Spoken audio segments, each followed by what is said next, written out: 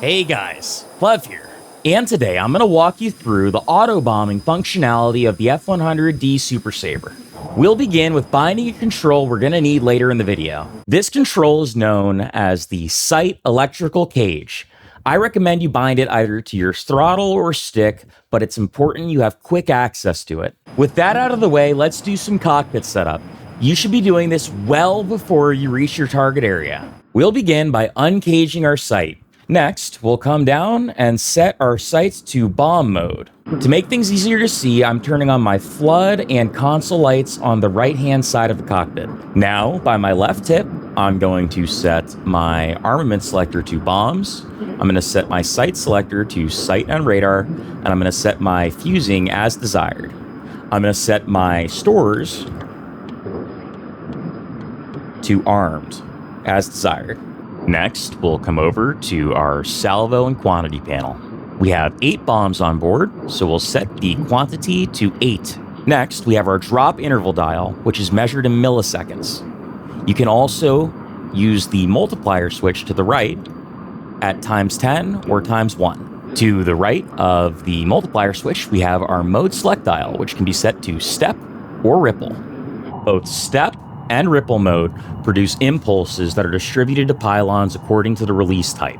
In step modes, the input signals produce only one pulse, while in ripple, it's a sequence of pulses in conjunction with the release interval and multiplier switch settings. Both step and ripple mode have 3 possible release types. Single causes a single bomb to be released from the next pylon in the release sequence if one exists.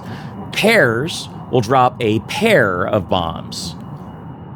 Meanwhile, salvo will cause every valid selected pylon to release a bomb if it's not empty.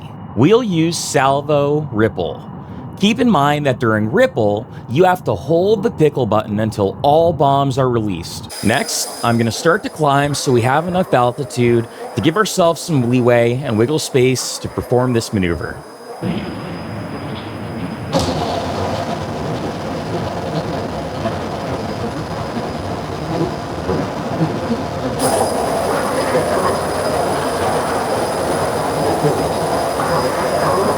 I'm going to aim for an altitude of roughly 15,000 feet. Our target is on the other side of the island, which gives us some time to get to the correct altitude. Up here at around 15,000 feet, I'm going to step out of afterburner.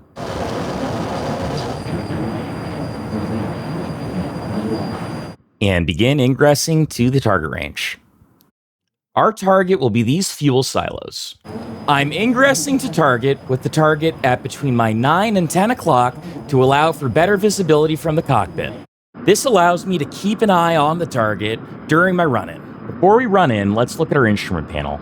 We're going to be aiming for a pitch of 30 to 45 degrees. Each tick on your artificial horizon is 5 degrees.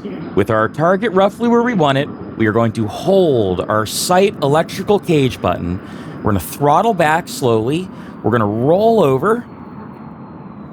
If you'd like, deploy your speed brake, but remember to undeploy it prior to dropping your bombs. And fly smoothly and gently to place your pipper over the target and hold it there. Release the pipper and pickle. Throttle up slowly and egress. Before we look at how we did, let me clarify. You must hold your pickle button from the moment you release your sight electrical cage button. Now let's rewind and look at our results.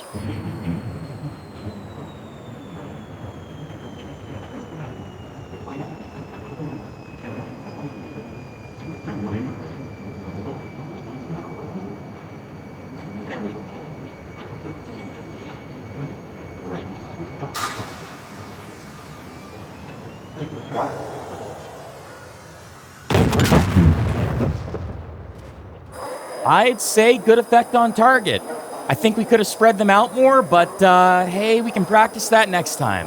Alright folks, if you made it this far, thanks for watching my video.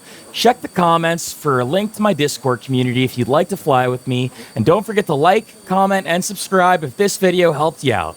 Thanks for watching, guys. Plev, out.